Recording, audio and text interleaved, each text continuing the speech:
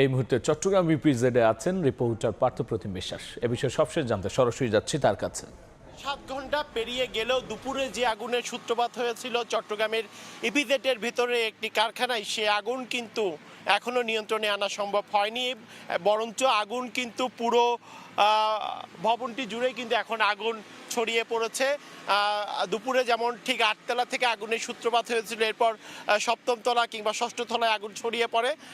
সন্ধ্যার পর আমরা দেখেছি পুরো ভবন জুড়েই কিন্তু সে আগুন কিন্তু ছড়িয়ে পড়েছে। আসলে এই মুহূর্তে ফায়ার সার্ভিস কিংবা নৌবাহিনী কিংবা বিমান বাহিনীর পক্ষ থেকে যে কাজটি করা হচ্ছে সেটি হচ্ছে এই ভবনের আগুন কিন্তু নিয়ন্ত্রণে আনা আর সম্ভব নয় এবং সব কিছুই কিন্তু পুড়ে গেছে।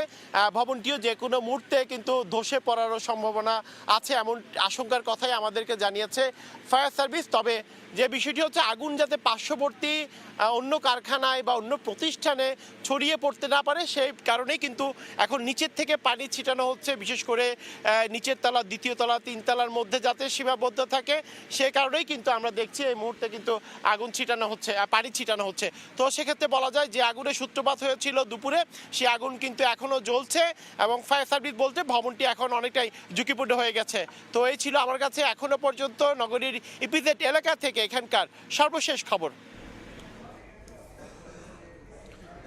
তোয়ালে কারখানার লাগা আগুনের সবশেষ নিয়ে আমরা সরাসরি ছিলাম চট্টগ্রামে।